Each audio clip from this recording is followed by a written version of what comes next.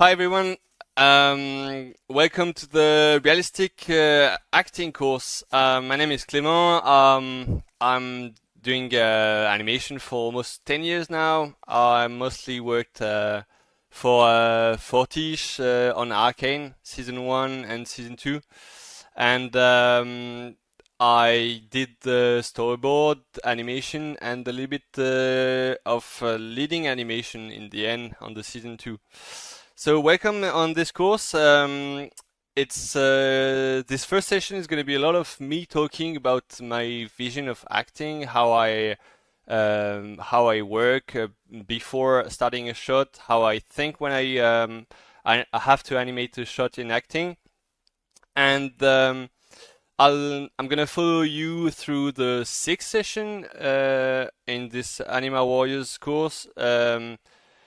Through a shot you're gonna do from the reference. We're gonna see today how to handle reference to the advanced blocking. We're not gonna do the spline because I think there is a course for spline.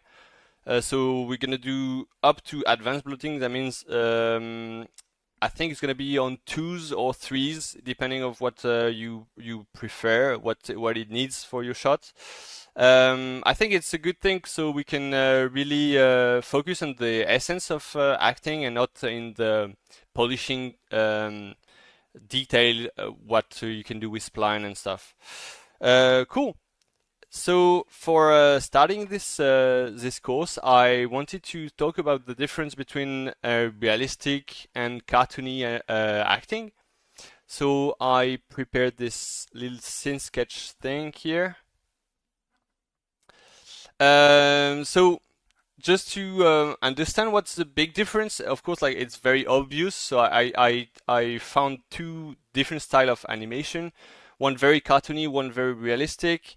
So I wanted to talk about the main differences, which for me are how much simplified and designed the cartoon animation is. Let's take a look at this one. You want to stay here, right? Of course! This is the first place where I can really be myself. I haven't felt this alive since they invented stuffed crust pizza! Well then, we've got some work to do. Okay, so here's the plan. You want to stay here, right?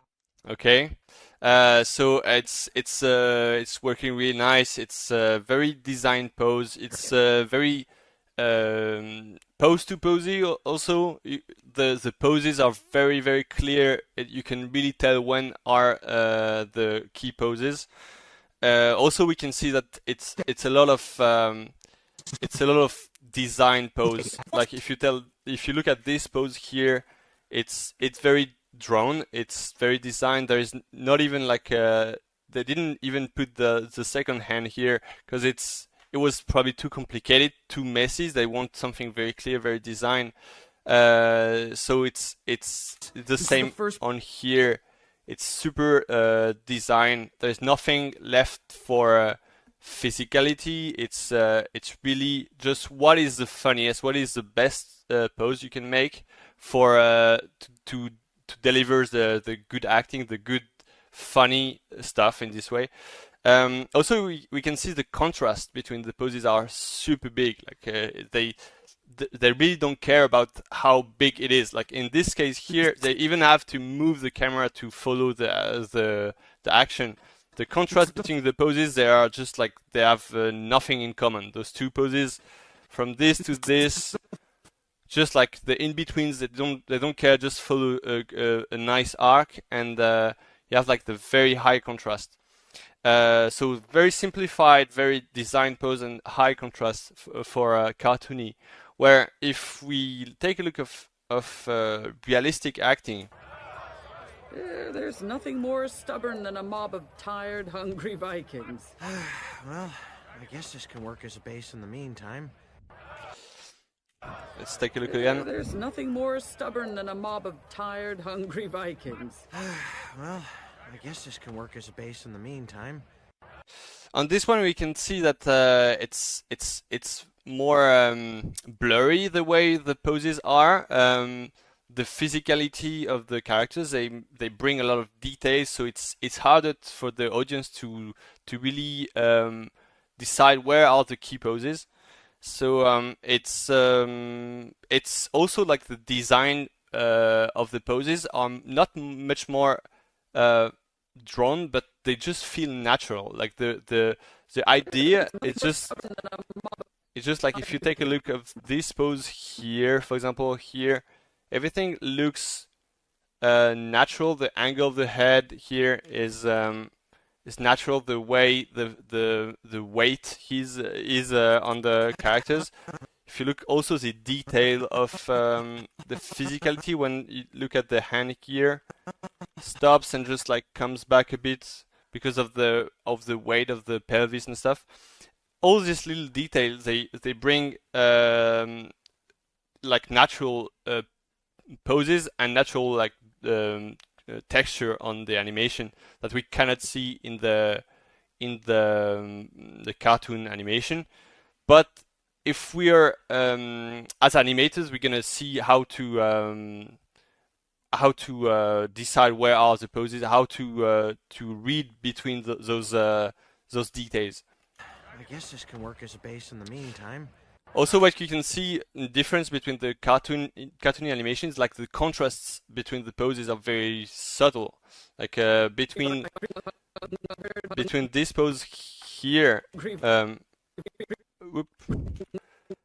this pose here and this pose here, it's a low contrast. It's like it's natural. Like there's no such a big thing of like changing pose from A to B with a gigantic contrast. Vikings. Well, I guess this can work as a base in the meantime. Okay, so it's this is the first thing we can notice. So contrast, subtle contrast, level of detail, and natural physicality and poses. Okay, so to keep going, I wanted to show you some analysis we could do on a sequence of live-action movie Babylon. I don't know if you guys see this movie. I'll let you watch this first sequence. Maybe I explained to you the context before if you guys didn't see it. So here is a scene where Jack, who is Brad Pitt here, comes to visit Eleanor, who's actor critique, and she wrote bad paper on him because his movie was a disaster. Everybody laughed at it. So here is the sequence. Madam, let's chat. I'm on a deadline, darling. You know, when I first moved to LA, you know what signs on all the doors read? No actors or dogs allowed. Yeah, I changed that. I helped build this place you call home. I've never had any illusions about us. I've never pretended we're friends. We're friendly. I scratch yours, you scratch mine. That's our work. This is something else.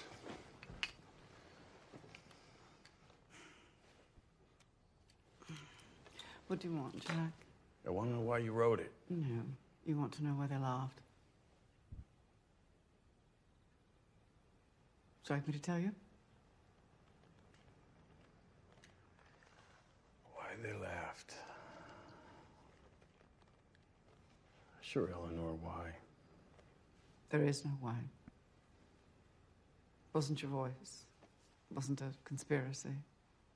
And it certainly wasn't anything I wrote. There's nothing you could have done differently. There's nothing you can do. Your time has run out. There is no why. Stop questioning it.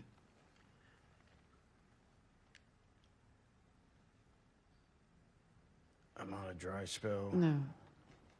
It's over. It's been over for a while. I'm sorry. Eleanor, you peddle gossip. You don't make anything. You don't know what it is to put yourself out there. You're just a cockroach. I've been counted out before. This Have isn't you new ever to stopped to think why, when there's a house fire, The people die and the cockroaches all survive. Jesus Christ. What happened was you thought the house needed you. But it doesn't. It doesn't need you any more than it needs the roaches. And the roaches, knowing this, crawl back into the dark, lay low, and make it through. See, but you held the spotlight. It's those of us in the dark, the ones who just watch, who survive.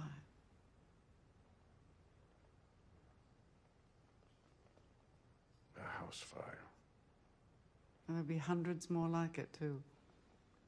An earthquake could wipe this town off the map and wouldn't make a difference. It's the idea that sticks. There'll be 100 more Jack Conrads. 100 more me's. 100 more conversations just like this one over and over again until God knows when. Because it's bigger than you.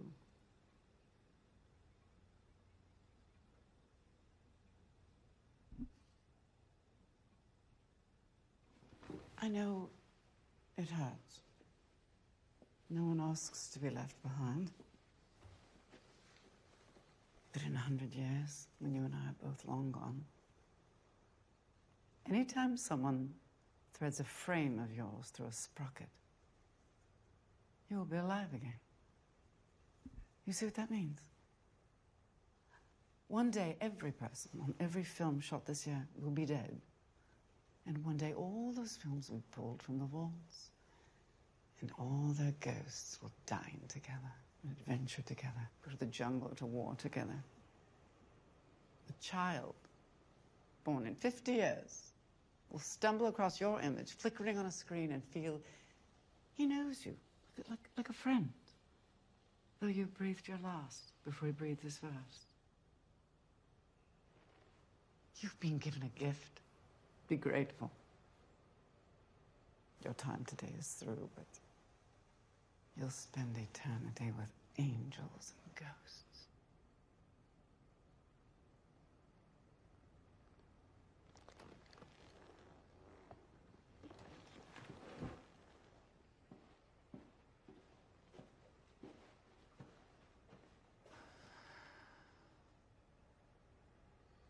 Thank you for that.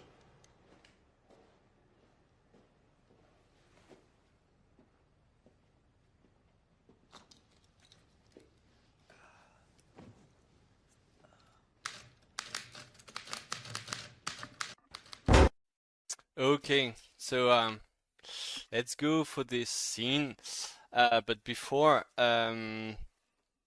let's talk a bit of what it is for us to be animators and doing a sequence like this one, for example. What is our job, and what shouldn't we miss? We shouldn't miss those. I think the 3 points. Like the first point is like our job is to tell the story. So for this there is a storyboard, of course. Like the storyboard is there to guide the development of the movie from start to finish in terms of story. But like the animators should keep this and make the story even more clear than the storyboard. So telling the story is the first point that we cannot miss. Second thing would be to interpret the characters. So we could tell the same story with like neutral characters, kind of, but they all have specificities. They have like backgrounds. They have stuff we don't see in screen that we should feel in the characters. The way each character is talking, is like moving, eating, whatever. They all have like a different character. And the third thing we cannot miss is to convey emotion, and this is whichever is the emotion. It could be just in a cartoon, could be just being funny. It's an emotion. So we need to convey emotion through the characters, and by this telling the story. And in fourth point, I think it's also to make it beautiful. But this is on top of those three first points. We cannot meet the three first point, and after that, our job as an animator is to make good arcs, good whatever, good polishing, and all the thing you know about animation would be put on top of it. So, for example, if we apply those three rules on this sequence, let's take a look of the first point, which is telling the story. So on here, the story is I think it's an emotional sequence where the Jack arrives in the Eleanor office, and he wants to have explanation about hey, why did you wrote this? Why people didn't like my movie? What the hell happened? And you realize through her dialogue that he's done as an actor. He's not the superstar he used to be. And then realizing this, he changed his mind in the story, kind of switch in the story, so changing the mood of the character also. So let's take a look of this. I think we can see this by the characters. So she's with the glasses. She has a very specific way of working. She's sitting in this like chair in the center of the screen. She's very in a beautiful office and stuff. And he arrives like how to say, like shutting the door, and he arrives with a lot of confidence, like with the sunglasses and the way he walks. We can tell that there is this power balance going on in this sequence. When he arrives here, I'm on a deadline. the way he walks says a lot. Just these first shots. Let's chat. He's in confidence. Even the way he's talking, like that, let's chat. He's not saying, hey, how are you doing? It's just, let's chat. And if you compare this to the end of the sequence, the way he's walking in the end, if you look at the chin here is very direct. He looked at her directly.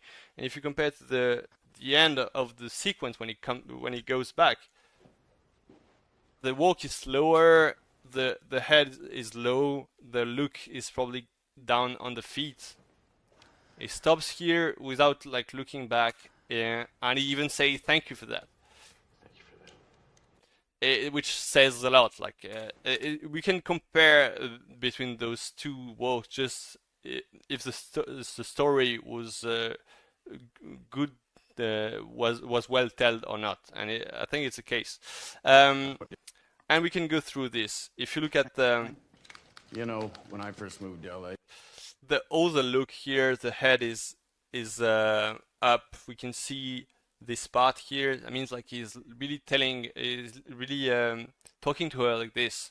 And I think the head angle tells a lot in acting. It's like one of the main thing in acting is like how you sit your head in your chest. I think it's super important.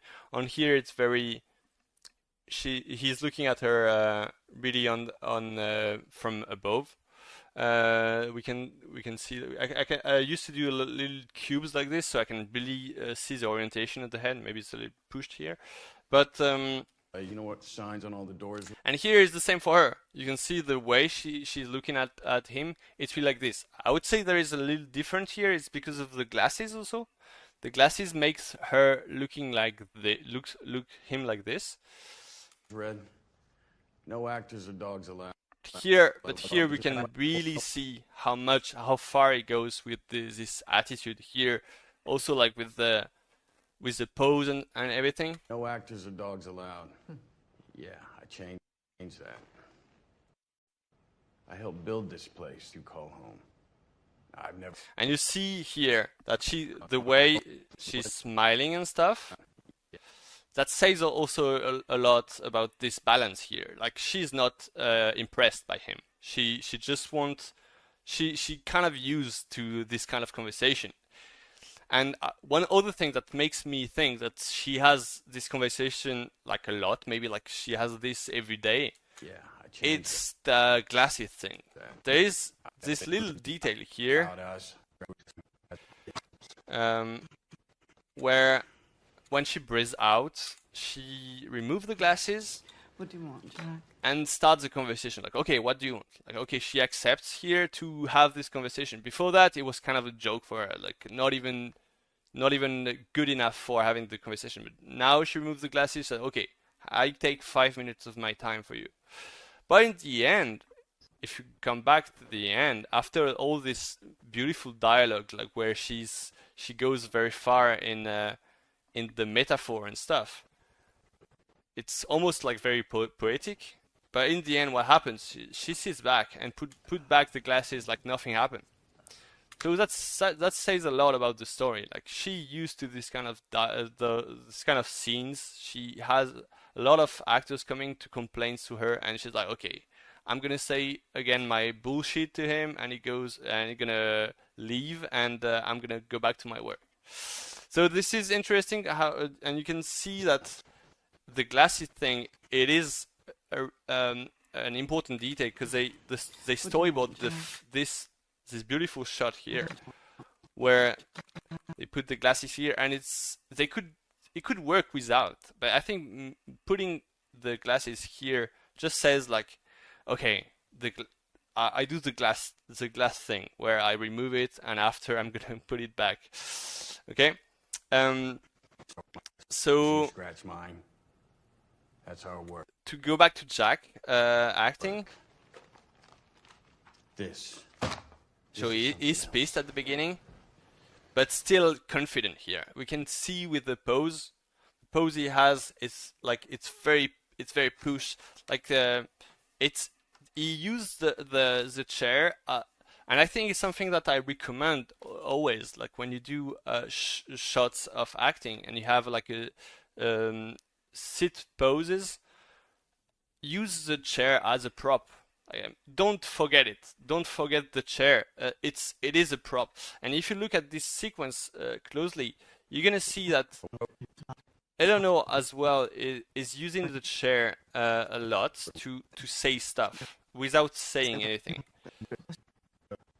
Here, for example, here No. It's over.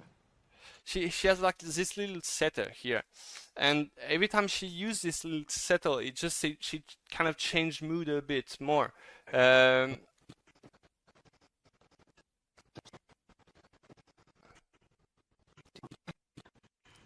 What do you want, Jack?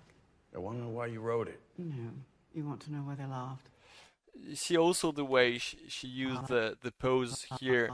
She's really leaning on this side here from the chair. You can tell that the chair has like I don't know the word in English, but this stuff here to lean on.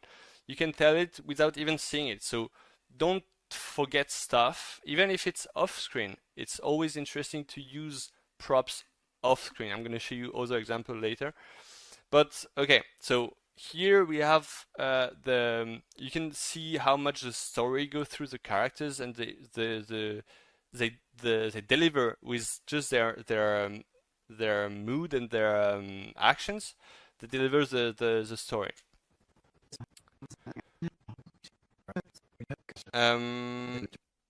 I think we can. I wanted to talk about a specific shot of Eleanor on here. It's this one. I don't think it's the best shot of the sequence, but I think it's an interesting one. So I think this actress is really good. She's really good at in this scene. Her character is really well performed. And let's have a look on this specific scene. I thought the house needed you. But it doesn't. It doesn't need you any more than it needs the roaches. And the roaches, knowing this, crawl back into the dark, lay low, and make it through. See, but you held the spotlight. It's those of us in the dark, the ones who just watch, who survive. Who thought the house needed you? Okay, so on The house needed there's few stuff I want to talk about on in acting, and there's this thing I used to call it following the thoughts of the character. Um, I I don't know if it's a good um, title for it, but I call it like this to myself at least. Um, so it's the idea of like you can follow what the character is thinking even without her or he telling anything, and it usually go through the eyes. We're gonna see later that he can go through other parts of the body. Could go. We can tell stuff from the mouth, from the hands, from. But it's mostly from the eyes. So on here, The house now. it's very important to analyze when the character is like having eye contact with the other character and when she's not. So at the beginning, she looks at him, I thought the house needed you. and she has like this kind of long blink already. The long blink says a lot about how relaxed you are. When you have short blinks or no blinks, could be because you're stressed, because you're afraid. And here, she has this very long blink. It says she's at home. She's on at her desk, and she's on control. A little bit of contraction here because it's a kind of question, But it doesn't. and she replies to the question already by changing this face. Doesn't. And here we have the first out of eye contact here. She just do this little dot here. So with this little dot here, she's starting to think about the story she's telling to him. So here is the idea starts coming up in her mind, and it goes a bit further. And I think this is super important that these thoughts, there is a path to it. It's not like going from point A to point B. There is this little path here going from there to there to there, and when it goes bigger, usually there is a blink because it's hard to do big dots without blinks. But here you can see that she's going to tell the little story she's inventing now, and she's thinking of it. That's why she's looking there. More than it needs the. And it keeps going a bit further here. But you see that the contrast, what we talked at the beginning, the contrast between the dots and the thoughts, there is a path. It's nothing too crazy. She's not doing boom and thinking too far from the first idea. She's going there, and then finishing the story. And then when she has the sentence in her head, when she finished her story in her head, she can come back to him because she thought already. Okay, so that's why we have this Needs the roaches. coming back here in a nice way with like little blinks with this, The roaches, knowing this. and it's the same. And it's the same situation here, where from this she does this little dot here, and we can really follow her mind, even without the sound. You wouldn't understand what she's saying, but you would understand like, okay, she's thinking of this stuff like this. Just knowing this, crawl back into the dark, lay low, and make it through. And you see, like she does these sentences. She goes away with her eyes, and then come back naturally to him when everything's clear. See, but And here is the second concept I want to talk. Here it's super clear. It's what I used to call working inside a pose. So in cartoon, as we saw, it's you have like pose A and then pose B and then pose C, and you have like those very different A, B, C pose.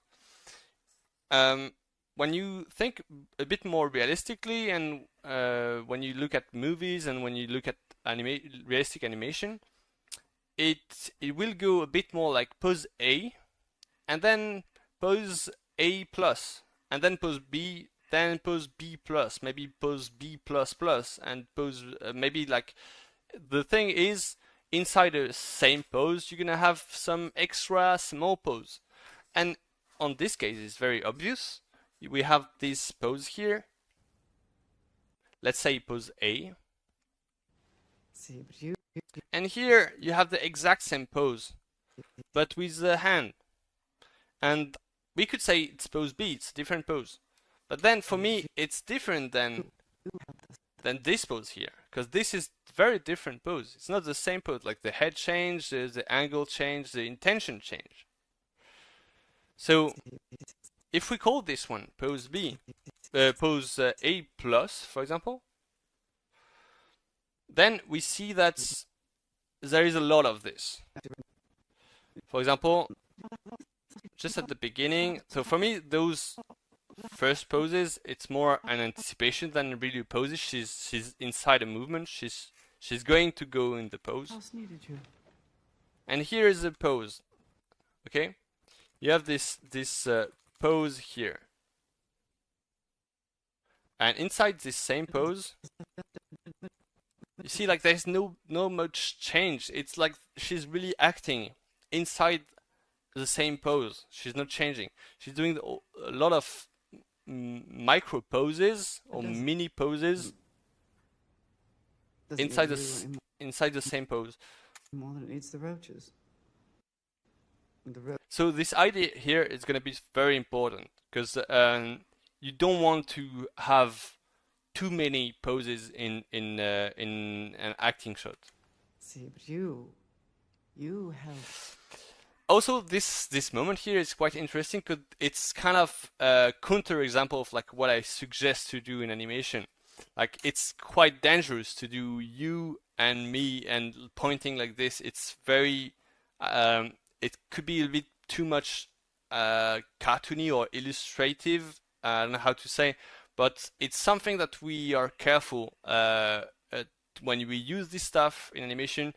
You should use it only when you know that it's the good moment to use it.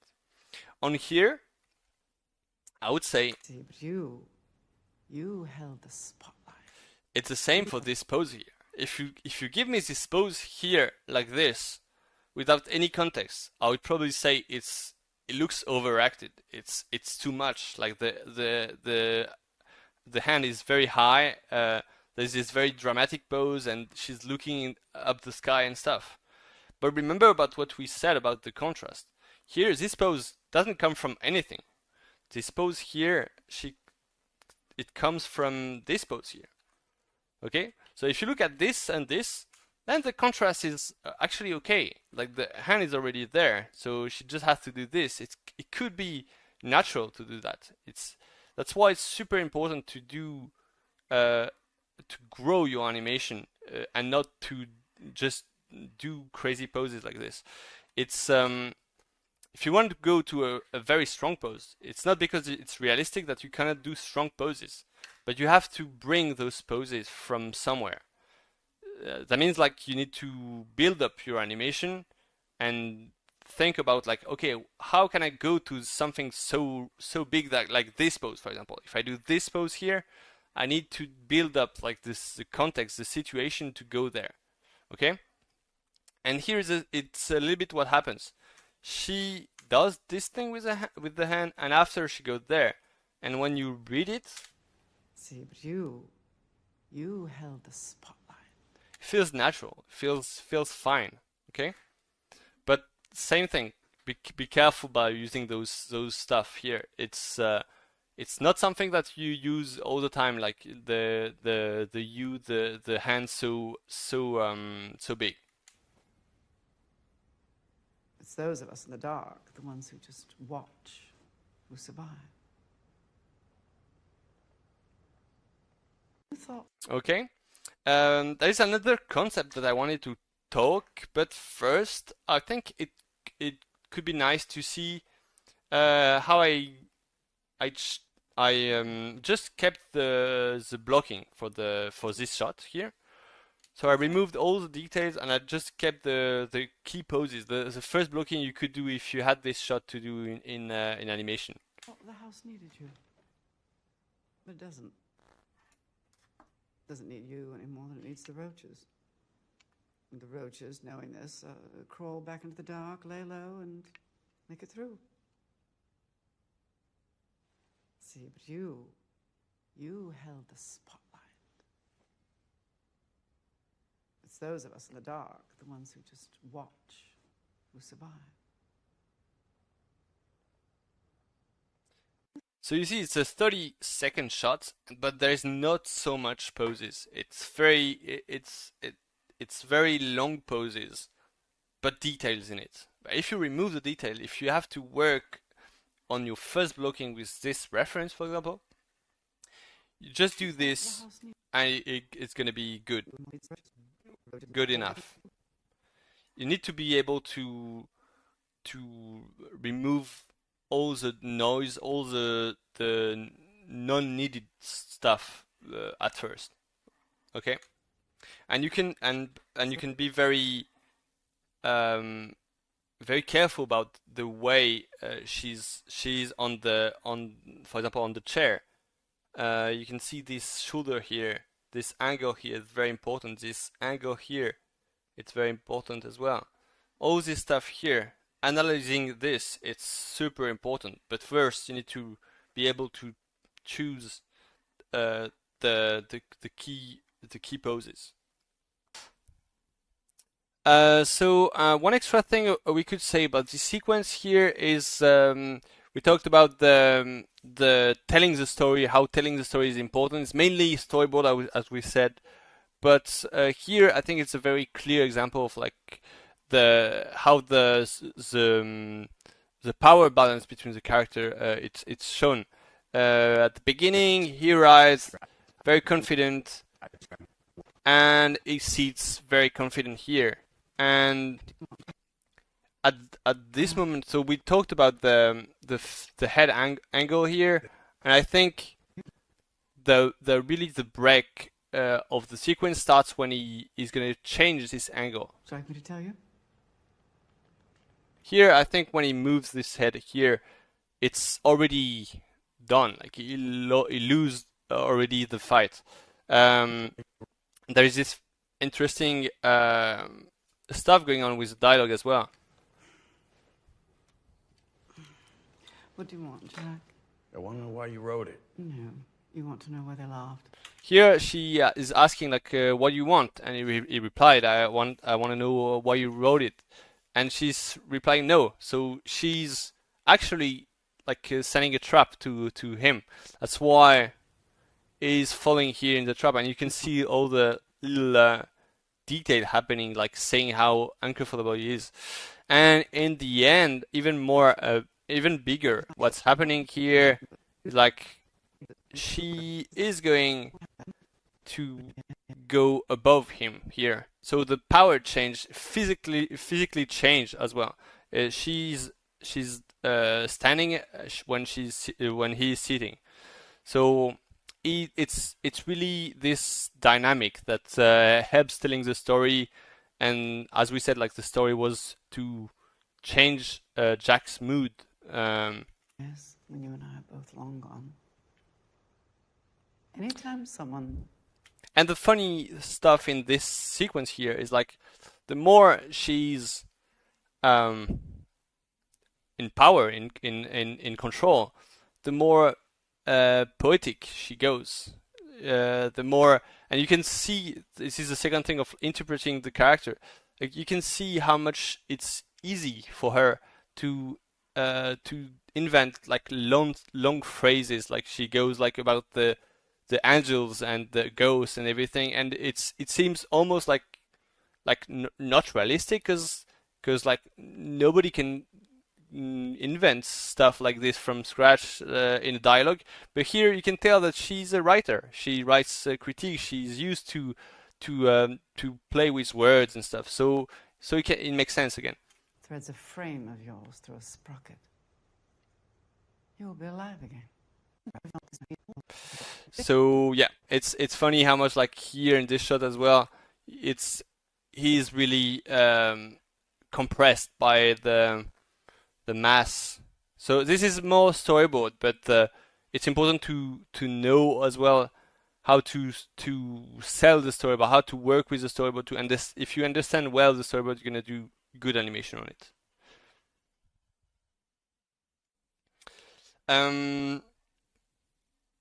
I wanted to talk about another concept that I use. It's almost like a trick in animation. It's about anticipating your dialogue with your body and with your face, especially. It's like saying what you have to say before saying it, with your eyes and stuff. So there's a big example here. There's nothing you could have done differently. There's nothing you can do. Your time has run out. There is no why. Stop questioning it.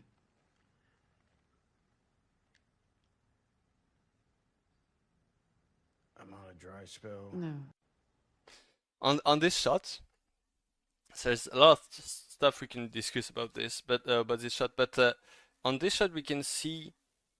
So it's basically two poses, maybe three if we take the last one. But there's this first pose that's very long, There is no why. Stop questioning it. like a little bit of change in it, and then we have this pose here.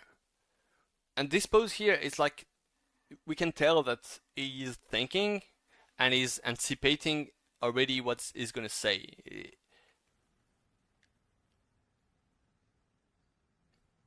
I'm on a dry spell.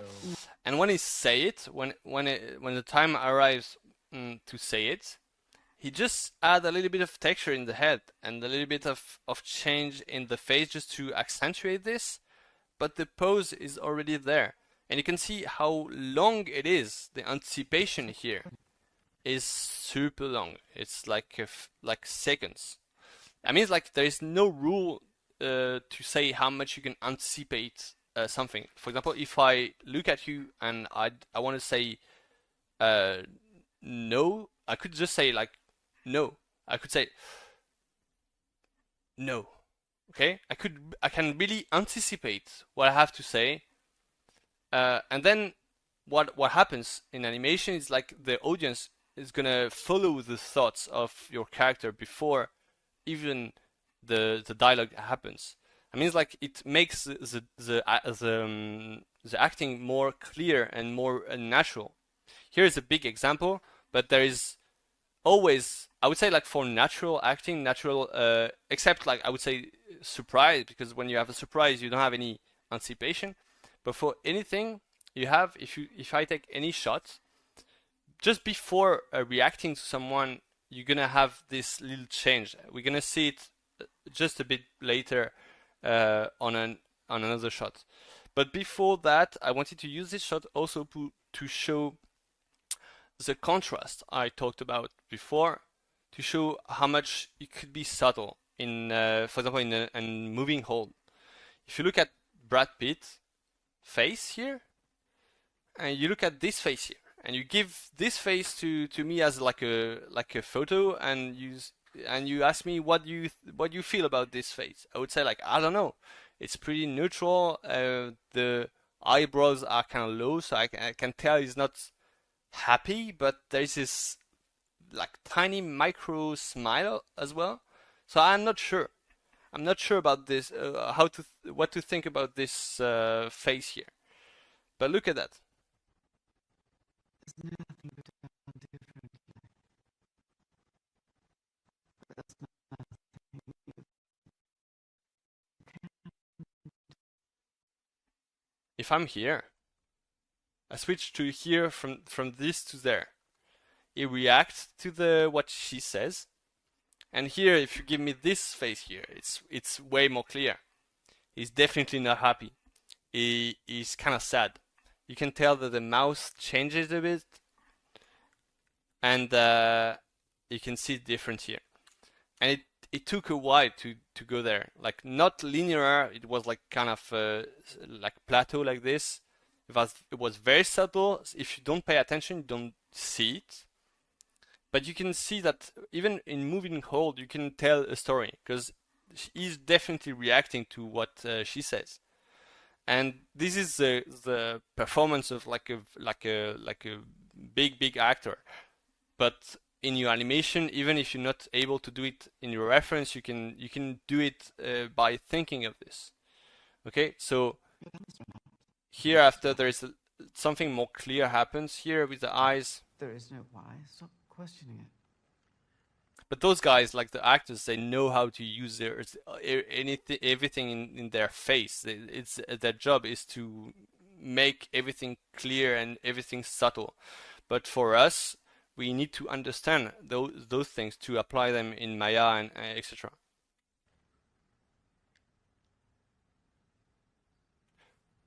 I'm on a dry spell. No. A last thing on this shot here would be the way he's going low with the head. The way he's going low with the head is it could work by just doing this, but it is doing this extra pose here. It could be the the A plus pose we talked about just before. It's just bringing an extra detail, an extra natural stuff to the movement.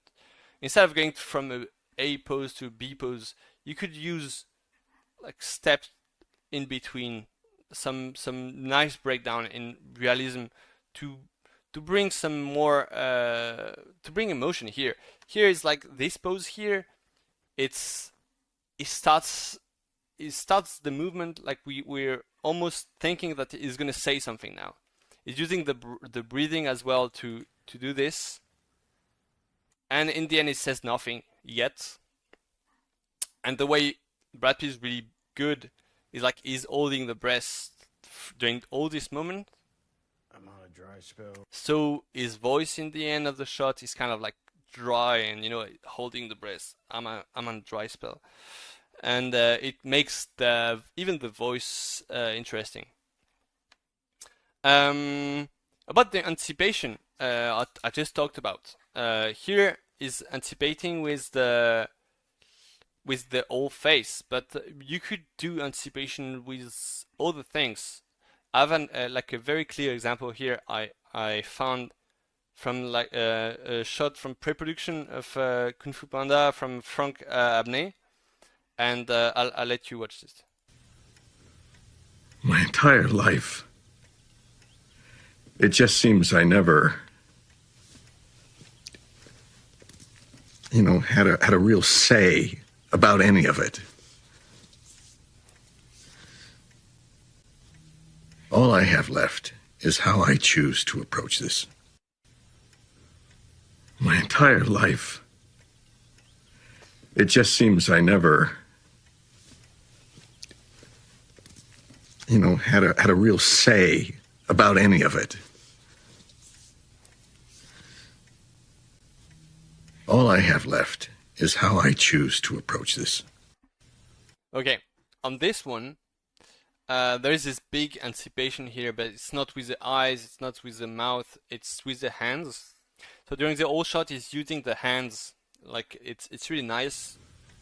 All the little details he used. And on here, we have this anticipation with the hands. I mean, like instead of having like this pose here, keeping it a moving hold here, and then going to this pose here, it broke down those two poses and used the hands to say, I'm thinking of the next poses already. I'm thinking of the next stuff I'm gonna say, but I'm not saying it yet. I'm building it, and we have this really nice pose here where it goes in between, and you can really feel the thinking when he has this stuff happening. So let's watch it again. All I have left is how I choose to approach this. You see how it breaks down this cartoony feeling, because the character is super cartoony, like a big panda, but in the end, the motion and the thinking, the thoughts of the character are really well act, so we really believe in something deep and realistic.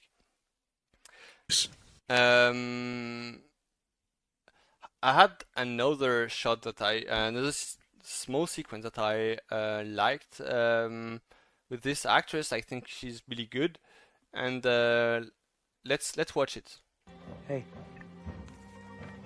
happy birthday. Oh my gosh, Pele. It's just something I do for birthdays. Maybe it's not appropriate. No, not at all. Thank you so much. It's Maybe beautiful. Anyway, just between us.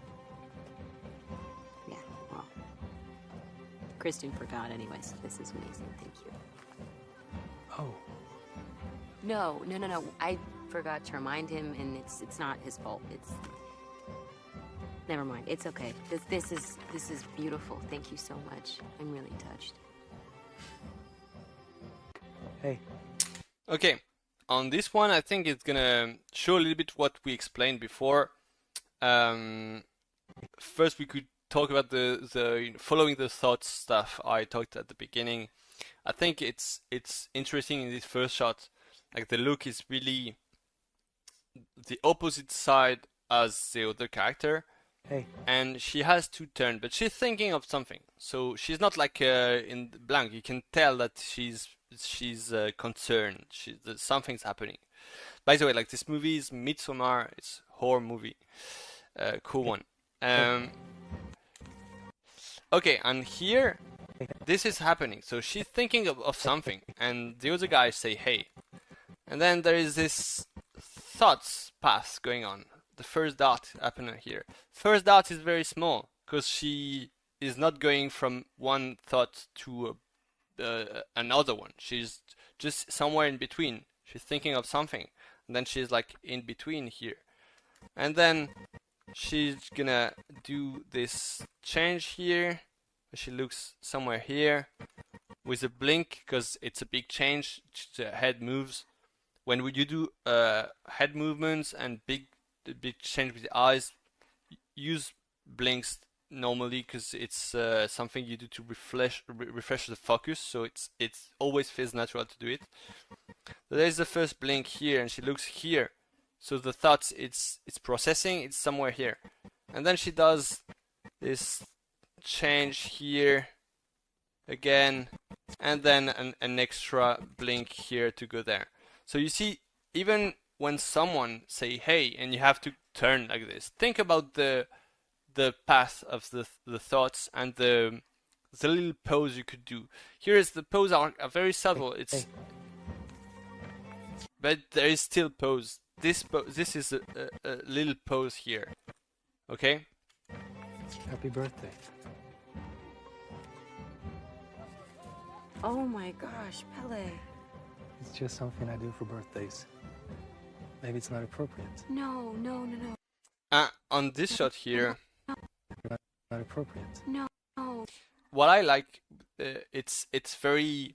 So she's surprised, and the eye contact is very wide. It's very focused. There's not so much like we saw in the previous shot with Eleanor when she's relaxed and she kind of thinks of stuff. The eyes can go in the vague a bit. No, not at all. Thank you so much. No, not at all. Thank you so much. And you can see here the expression changing. This is another stuff that I want to really I want to talk about. Is like when you want to have changing emotions, don't move your character too much. Like it's like if you want to show something in the face, you don't want to have your character like moving too much. You don't want to have your character like a changing expression with during a texture movement or whatever, every time you want to show emotion, you need the audience to be able to see it. So here we have the first example here, and you see like this very sincere smile happens here. Sincere smile can be hard to do in animation, but for actors, I think it's probably, for good actors, it's difficult as well. I don't know, but here I think it's very believable. It's beautiful. Here, changing here, going back to the focus here. Just between us. And here we can see this changing emotion again. And you can see that before she's saying anything, it's gonna happen this little thing, very interesting here, that again, like, she's not moving, so we can see the change. If she moved the head before, we could not see it, but here we have this very sincere big smile, and then this little thing happened here on the throat here, and then the mouth changed a bit here. You see, let's see in real time again. And then she changed, like, you see, she went back to the preoccupied stuff that. Yeah, well, Christian forgot anyways. This is amazing. So Christian is like her boyfriend, and he forgot her birthday. Yeah, well. So you can see how you can change emotion from this very sincere smile with the anticipations thing, and with letting the audience see it. Using could have, here is the mouth, could be the eyes, you know. So what I liked with this one is she keeps the eye contact still. It's very interesting, because usually when you're uncomfortable, when you're not when you're concerned, you could, you know, go out with your eyes and just go back to your thoughts. And here the interesting thing is, like, she's trying to keep the facade, and she keeps looking at him and just changing a bit. Then she goes back to the prop, like the drawing. And this is where I think it's super important, using the props, even if they're off screen. On this one, she's using the prop, she's looking at the drawing, even if, like, maybe like the actress that doesn't have even the drawing in the hand. I think she has, because and I think if you do this in animation, you should put the prop just to feel like she's looking at it. But when you play with your characters, when you do acting scenes, use props you have in the sequence, in the story, even if they are off screen. Super important. Christian forgot anyways. This is amazing. See that because she has the prop in her hand, she can do like this little dot where she's still looking at it. It's very interesting. Christian forgot anyway. And here we have another example of, like, how you anticipate a dialogue. She's doing like this little shoulder thing here. Christian forgot anyways. This is amazing. Thank you. Oh. No. I forgot to remind him, and it's not his fault. And again, here, super interesting shot here. To remind him, and it's not his fault.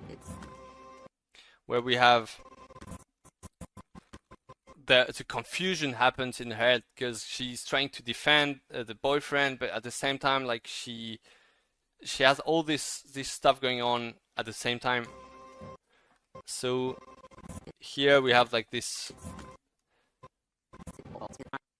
face here, going to the smile, and then you have this face here, like removing the smile completely. Never mind. And a small anticipation of the next thoughts, which is this little contraction here. So we had like this example with Brad Pitt when he does like this anticipation super long of about like few seconds, and here this one is kind of like more natural, I would say, more Never mind. normal. I mean, this is the kind of anticipation you see all the time, but you still have like few frames where she contracts the eyebrows a bit before going to the never mind. It's okay. This And it's funny because it really goes ups and down in this scene. Never mind. It's okay. She goes back to the smile. This is beautiful. Thank you so much. And in the end, we have like this layer of emotions. So the thing with realism is there's not so much of like a list of emotions. There's no like a happy, sad, nostalgic, blah blah blah. It's just layers. You can put any number of emotion on top of each other, and knowing how to use them, how to show them with the face, with the eyebrows, with the like face muscles and stuff, you can have really complex emotions going on. On this sequence, she's happy because she has like a really nice present from a friend, but she's sad because the boyfriend forgot, and all those stuff just mixed together. And in the end of the shot, you have this face here, which is like a mixture of like a complex emotions. And I think it's really nice to have examples like this. I think it's showed again that there is no. I think it's super difficult to have like a design, pre-designed emotions for realistic animation, because it really depends of what happens. I'm really touched. Okay, I think we're pretty good with that already. So now I wanted to talk about how to analyze an audio file when you receive your audio file, if you're working in a studio or if you're at home, like as a student or whatever. Like you choose a file and an audio you like, and how I break down it before starting to even do reference, even do sketches, whatever you can start with. I like to take some time and listen to it first, and do some notes. I'm going to show you. So let's listen to this audio file from the movie The Father. I'd be so happy if she came to see me one day. I'd take her in my arms and we'd be glued to one another for hours on end, like we used to be a long time ago when she was little. When she still used to call me Little Daddy. Little Daddy. That's what she used to call me, you know. Nice, isn't it, Little Daddy? Let's do it again. I'd be so happy if she came to see me one day. I'd take her in my arms and we'd be glued to one another for hours on end, like we used to be a long time ago when she was little. When she still used to call me Little Daddy. Little Daddy. That's what she used to call me, you know. Nice, isn't it, Little Daddy? Okay, so first thing I do is I write down the dialogue if I don't have the text. So I did it for you here, Clip Studio. So what I do before, of course, is I listen to it many times. I want to be able to imagine stuff, and then I write down the dialogue in detail. Okay, so here is a dialogue. It's a little bit messy, but I don't need more. First of all, after that, what I like to do is to define the mood of my character. For doing this, I do this in French because I'm more comfortable in French. I like to find the exact good words for this. So you can go in the synonyms stuff. So I think the good words shows clarity in your mind. like I could say sad, but it's not exactly sad. It's like for me in this sequence, for example, it's more like nostalgic. It's nostalgic, and nostalgic is already like like it's being sad that the happy memories are gone. So it's between happy and sad. It's like it's both happy and sad at the same time. I don't have I don't have enough vocabulary in English to think in English and to have like precise words in English, but let's say nostalgic for this one. So if you have like an extra audio, try to find 1 or 2 words that really define the mood of the character. And if there is a changing the mood during the audio, then write the different moods. So I'm gonna write down here nostalgic. And I'm gonna as I told you, like I think the nostalgic aspect is like it's probably not the most precise words, but I'm gonna say happy and sad, even if it's a bit cliche. And I'm gonna do like almost like a graph editor of this, like two lines. I'm gonna try to listen to the audio and say like, is it going more happy, or is it going more sad, or is it going plateau? So let's take a look at this.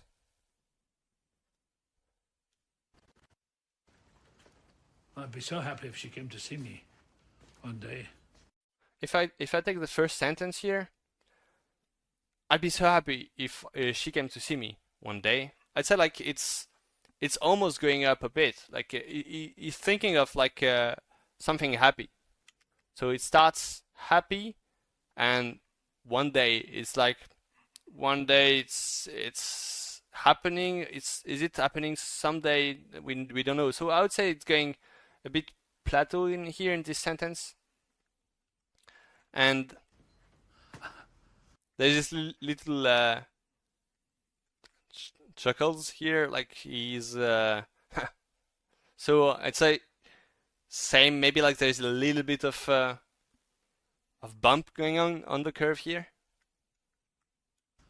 I'd take in my arms and we'd be glued to one another for hours on end, like we used to be long time ago when she was little.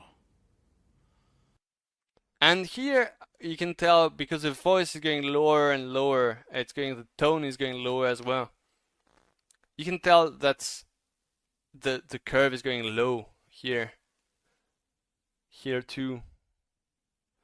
And for me, the way I interpret this is the way I think it is. It's like at the beginning, it feels like he's talking to someone, because his voice, and I can hear that he's talking to someone. I'd be so happy if she came to see me one day. And the more it goes in the sentence, the less he's talking to someone, but he's talking more to himself. So to express this, I could already imagine that he could be lost in his mind. He could look at something else, looking at an empty eyes, you know. So this gives me already some guide for later. When she still used to call me Little Daddy. So let's go back a bit before. Little. For hours on end, like we used to be long time ago when she was little. When she... And here there's this interesting sentence here. When she still used to call me. When she, you know, when I listen to when she, I almost think like there is something, maybe something's going to be more happy after that. So I think it's a rhythm. It's Anthony Hopkins talking. He really used a specific rhythm to the sentence. And it's almost like you expect something else after. When she still used to call me and after it goes back. So I think there is a little bump up here. It's not much. It's just a little bit of stuff that could go. Maybe just could be just the eyebrows raising. When she still used to call me, and then after that, Little Daddy. Little Daddy. That's. And little daddy. I think you can hear the tone going lower and lower. So it's getting again in this kind of sad feeling. And then you have like this. Now that's almost like this is a joke. That's. I feel like he tried to hide his feelings here, but still in the face he could show like something going up. So I write it up. That's what she used to call me, you know. Nice, isn't it, Little Daddy? That's what she used to call me, you know. And here is again talking to someone because he's using you know, and the voice is a little bit more clear. So I would say like this is a plateau, maybe. That's what she used to call me, you know. And after, Little Daddy. Used to call me, you know. Nice, isn't it, Little Daddy? and then you have this again drop in the end. Nice, isn't it, Little Daddy? So it's going really low. So this curve thing, it's very, there's nothing scientist about that. It's really about how you feel, how you feel the emotion through the voice. But I think it's the first step of like breaking down the emotion. So first here, I can feel like there is this little stuff here, and after boom, and after a little bump here, and after a little like this. So I could see some emotion going on. Like it's not going to be a long plateau or long going down. It's like there's some bumps here and there. Okay, so what we can hear also from this audio. I'd be so happy if she came to see me one day. I'd take her in my arms and we'd be glued to one another for hours on end, like we used to be a long time ago when she was. It's a breathing. The breathing here are super important. They're very subtle. We cannot hear them super well, but we can almost like guess them. And it makes sense for the character because, like in this movie, he's playing, and he's an old man, but he's playing the very old man that lose his mind in this movie. So you think the breath is using the breath in between each sentence he makes. So every time he says something, he breathes a bit, and he gives him this very fragile feeling of in the voice. It's very interesting, and I think it's something you want to show in your acting.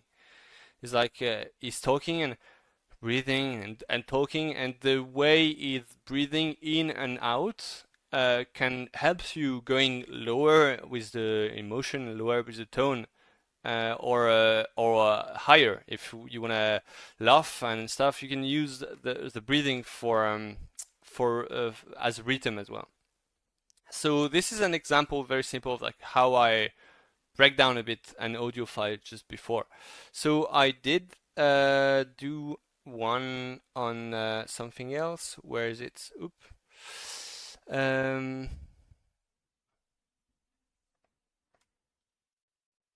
It's over there. So I did this stuff here. It's more, it's less emotional sequence, more like funny sequence, I guess. It's from the movie Banshees of Inisherin. It's a very good movie with very, very good actors in it. The Irish accent is very strong, so I'm gonna explain what's happening. So it's about a guy who is at the bar with his old friend, and he doesn't want to speak to him anymore because the guy is a simple man, and it's it's not interesting enough for him. He wants to go to something more interesting, like music and stuff. So he wants to stop talking to him, and the other guy is like, no, I want to have a good chat with you. So the audio goes like this. I said not aimless chatting. I said good, normal chatting. The other night, 2 hours you spent talking to me about the things you found in your little donkey shite that day. 2 hours, Porrig. I timed it. Well, it wasn't me little donkey's shite, was it? It was me pony's shite, which shows how much you were listening. None of it helps me, do you understand? None of it. I said not aimless chatting. I said good, normal chatting. The other night, 2 hours you spent talking to me about the things you found in your little donkey shite that day. 2 hours, Porrig. I timed it. Well, it wasn't me little donkey's shite, was it? It was me pony's shite, which shows how much you were listening. None of it helps me, do you understand? None of it. So the in this dialogue, like is talking about like saying to his friend, like, the other night you spent 2 hours talking about the stuff you found in your donkey shit. So the thing is, like, in this audio, I feel like the character I wanna animate is the frustrated one, the one saying like 2 hours, and so the emotion, the mood of the character is probably like frustrated for sure. There's some irony in it as well. So I want to show this. So I did some reference here, but before showing you my reference and stuff, I want to talk about how I prepare my reference work. So what I want to have is a good setup, like a setup of like my camera well framed and everything. So what you need before that is having a storyboard. If you're working with a studio, you're gonna have the storyboard from the movie or from the series. But if you're at home and you're doing your own shots, you need a storyboard, and you don't need to know how to draw super well or everything. You need to do a simple storyboard. The storyboard should be efficient and should be understandable. You need to have like a clear mind when you do the storyboard. You should be able to show the storyboard to someone else and he could understand it immediately. And when you have the storyboard, you want to do your reference and you frame your reference the same way the storyboard or the movie is framed. So you don't spend extra time to try to adapt the camera in Maya, etc. What I just recommend, if you're doing like an extreme close-up, you can put the camera a little bit further. So you can see extra stuff from the body, like the chest and even the pelvis and everything. But after that, when you have this, you can crop in like your editing program to have like the good framing. When you have all the setup and all the storyboard ready, something I learned from really good animators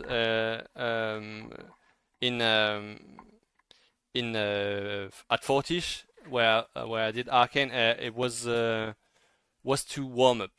I didn't know that before, but it really changed my way of doing reference. So before shooting reference, I'm actually doing a little bit of warm up. So I stand up, I do some exercise, I just wake up my body. The idea is like we are working in front of computers. We are just with graphics. We're not actors. And our body is kind of becomes lazy. We have like this posture of like being in front of a desk and stuff. And the fact of doing some exercise, just warming up your body before going in front of the camera, it just removes this extra, like rigidity of your body. Also helps to be in the good mind of like your character. Unless your character is an animator, then you can stay as you are. So this is quite important. The other thing I learned there is to craft stuff, to make your reference believable. First of all, if you're doing like a sequence, like a sitting sequence, for example, with two characters talking, or whatever, even like just two characters talking, and you're doing just one character, then you can put like, I don't know, like a piece of paper with two eyes there, and you can put it on a stick or whatever, so you have a place where your eyes can look at when you're acting. Your eyes should be able to look at the characters in front. If you don't have any target to go, you're gonna be a bit lost with your eyes, and then in your animation you're gonna see your reference and say, I don't know if I'm eye contact or not at this moment. So it's important to have stuff like that. And some people, they push this concept like very far of crafting items. Like if the guy is holding like a big heavy loads, then do it for sure. And also something important is to dress like your character as well. Like if your character has a hat, put a hat. If your character has glasses, wear glasses. If he has or she has a jacket, wear a jacket. Because you're not moving the same way when you have a jacket on or a hat on. For example, if I have a hat, I'm gonna probably look at you a little bit like from like this, because it's gonna be easier for me to look at you completely. If I have a jacket, I'm gonna do less micro movement because it's a bit heavy. I'm gonna be more lazy. And also, don't forget to put shoes on, because I've seen a lot of animators doing a reference because they're at home, and I understand completely, like on socks, and doing like some reference where they're just walking the street, blah blah blah, and it's not working. Like you don't move the same when you have shoes on than when you don't have shoes. Your feet are not moving the same. Your body is not the same. So think of this. Think of like put you in the character already. It just doesn't cost so much to do it, and it changed a lot. So for this audio file, I did some tests. So just for you to know, I'm not really good at this. Like I'm not a good actor. At professional level, yeah, there are people way better than me at this.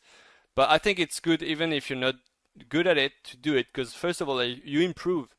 Like I was way worse at some point, and I improved in it, and now I know what are my weaknesses, so I can erase it in my animation. I still use reference to help me, but I don't use my reference as a copy paste stuff. So because I know that I have like a weakness in acting. So don't freak out if you're not a good actor. It doesn't say you're not going to be a good animator. You just have to understand what is wrong with your acting and to fix it in your animation.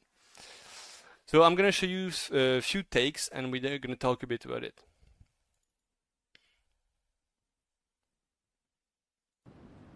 I said not aimless chatting. I said good, normal chatting. The other night, 2 hours you spent talking to me about the things you found in your little donkey shite that day. 2 hours, Porrig. I timed it. Well, it wasn't me little donkey's shite, was it? It was me pony's shite, which shows how much you were listening. None of it helps me, do you understand? None of it. I said not. So, already in this first one, you can tell that there is a lot of noisy movement that I would remove in animation. There is timed it. Well, it wasn't me little donkey's shite, was it? It was me pony's shite, which shows how much you were listening. None of it helps me. There's a lot of no movement like this. I think there's too much. So in animation, I would just erase this and just put where I want, like using, for example, like the audio stuff, or just anticipating a bit before. I think there's too much there, but knowing this, I could use this reference to make a good shot with this. You understand? None of it. What I liked with this one was the face in the end. I think the mood in the end. Maybe it was because it was my last reference. I was tired of it, and I got the good mood, I think. Understand? None of it. I just look tired and just I have enough of this as I want my character to be. So I did 4 different ref. I said not aimless chatting. I said good, normal chatting. The other night, 2 hours you spent talking to me about the things you found in your little donkey shite that day. 2 hours, Porrig. I timed it. Well, it wasn't me little donkey's shite, was it? It was me pony's shite, which shows how much you were listening. None of it helps me, do you understand?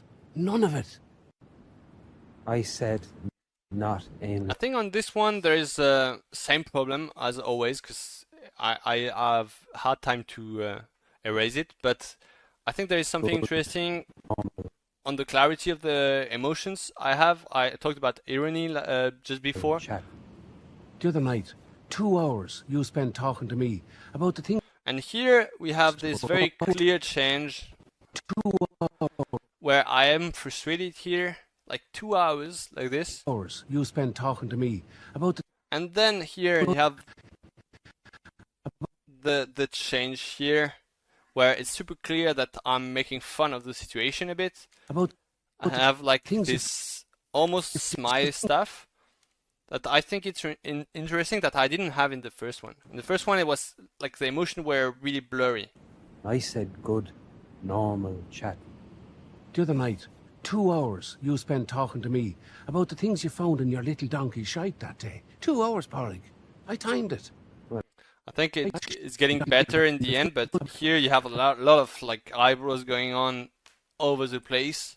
So what I used to do is like when I choose my reference, when I have to choose my reference, I usually take the choreography, meaning the body I like, and then I look in my other reference what I prefer in terms of like faces and emotion and clarity, and I kind of like patchwork it on my good choreography.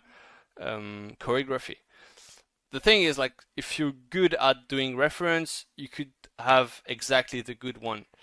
When you're not so good, like me, you have to extra work to pick and choose the good moments and apply it to your animation. So it's a little bit, it could be a little bit more difficult, but it's all about what you have in mind. Like for me, that's why I prepare my audio file. I try to think and to have a clear idea of what I want to convey as as emotions. So let's see the number 3. I said not aimless chatting. I said good, normal chatting. The other night, 2 hours you spent talking to me about the things you found in your little donkey shite that day. 2 hours, Porrig. I timed it. Well, it wasn't me little donkey's shite, was it? It was me pony's shite, which shows how much you were listening. None of it helps me, do you understand? None of it. On this one, I found like it was a bit overacted. Like you see, like here the pose here is very pushed. I'm really like this. I like the idea of it, but I think it's too pushed. Also, like I have like this handwork as well. I feel like it was a bit too much. So when I'm doing reference, first of all, I think I forgot to mention something very, very important when you're doing reference.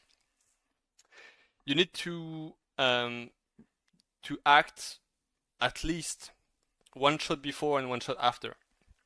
It means like your audio file needs to be longer than just a shot you're gonna animate. For example, here I cut it, but I acted before and after this, just to be sure to have the good moment. You don't want to have just the scene and just have the clap and play the acting here. You want to have the time to be in the character. So what I do is I put the audio in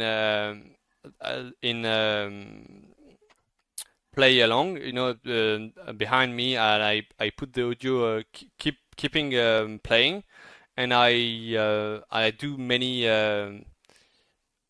attempts, until I have something I like, I think I like, then I press pause and I look at it. And if it's good, usually it's not good enough, but if it's good, I just look at it and I say, okay, I like this movement here. I'm gonna try to redo it.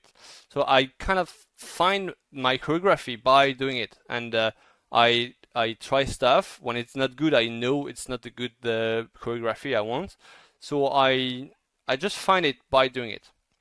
At the beginning, I'm just trying out stuff. After like few attempts, I know what is gonna be the good direction. Let's take a look at the last one.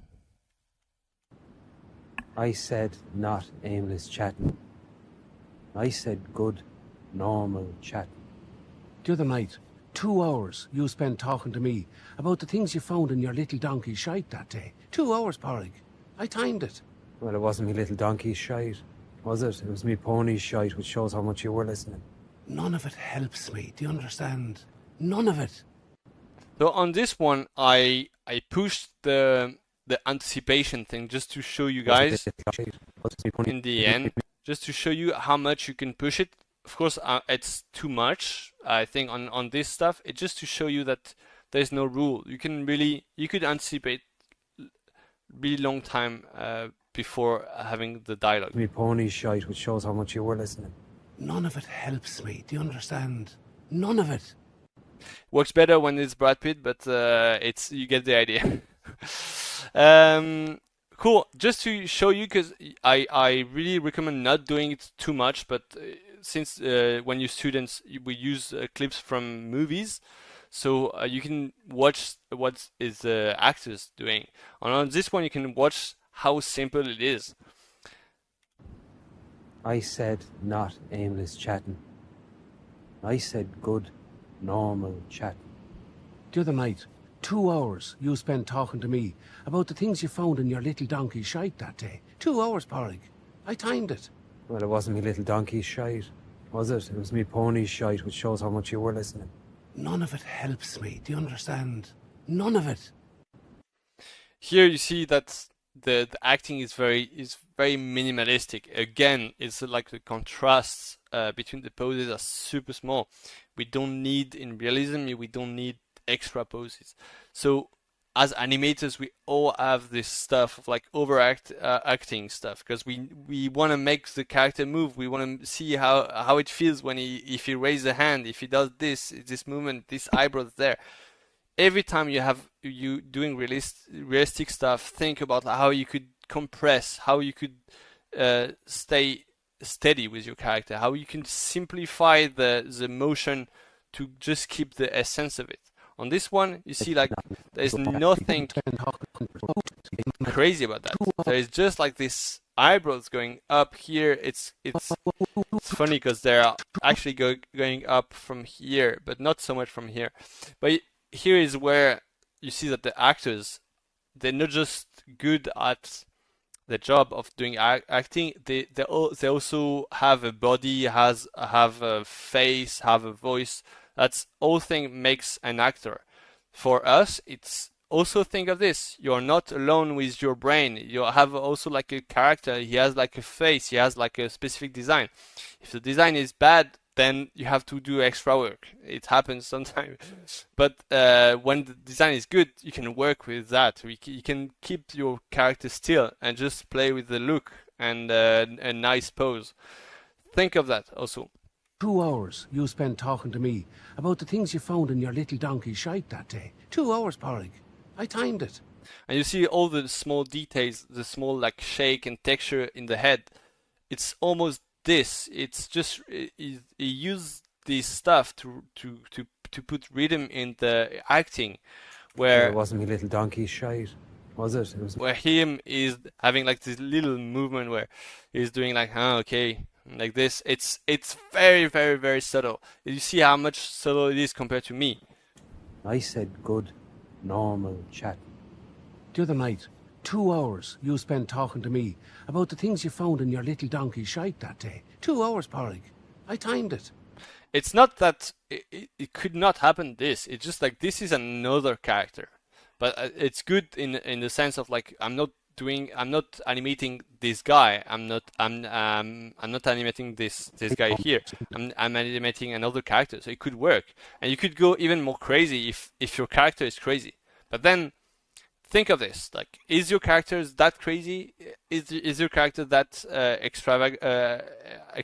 I don't know how to say in English, but you get the idea. Like, it shows a lot in his motion or not too much. Think of this: if your character is more like introvert, then think of like staying him steady. I think it's good for this part.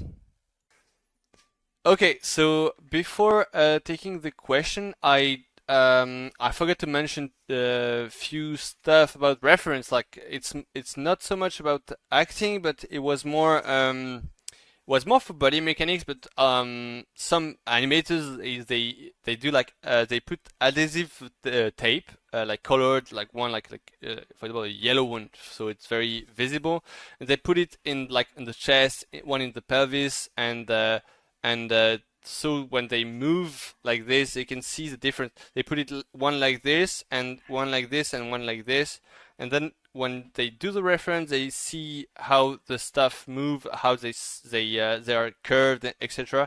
I think for even if your acting has some mechanics in it, it's very cool to have this. It's a good tool. As you saw, like in this course, first session, I mainly spoke about acting where people were not moving too much. I think it was on purpose, so we can really focus on the face acting and what we talked about, the thoughts and stuff, instead of like if you add body mechanics on it, it's the same thing, but you need to think about also the physics and stuff. So if you feel comfortable doing a shot like this, you could. But if you just want to experiment just acting and how to convey emotion, like believable emotions, you could just do as I did, just a guy talking to another guy, or not even talking. Don't need necessary dialogues, but dialogues can help. It's usually easier. But yeah, that's the idea. Now I'm gonna take a few questions that you wrote. It is over there. So, did you plan your little gesture expression before to act, or you just improvise them like you were feeling them at the moment? So the idea, as I told you, like it's I record myself doing stuff. So at the beginning it's a bit random. Try stuff, and every time I have something that I think it's good, I check on my camera, and if it's going in the good direction, I keep going this direction. If I see that, for example, like the hand moving, it was not a good idea, then I go back to another direction. If you have two characters, you make sure the one stays still while the other one is talking. To reply to this, I think we're gonna reply in the next session about the staging. But the idea is like having a good flow between each character. Doesn't mean like the one has to be completely still, but it has to give the light to the one talking, to the one framed. Okay, so when you have like multiple characters, we're gonna see it in the next session.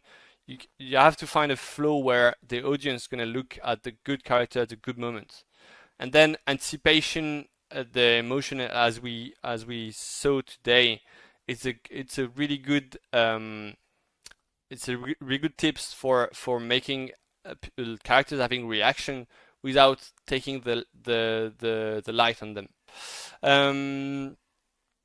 Another question was. When you are shooting reference, do you take multiple takes at a time, changing different acting ideas, or do you do one take at the time, dissect it, and then go back to another take? So I usually try to compress my time so I don't go from my PC to my camera. So what I do is just I act out, I look at what I'm doing on my phone, on my camera, and then if I see it's not good enough, I keep acting until I have something that I like. I don't watch it in between. It's gonna take too much time for me.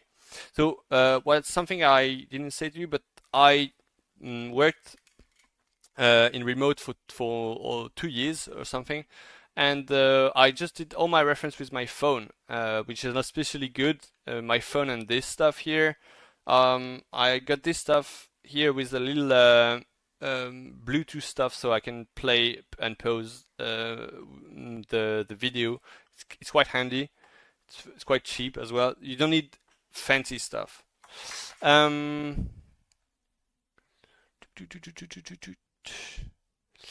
And I think it's good. I think I missed one question here. Are there any animation acting workouts you do frequently?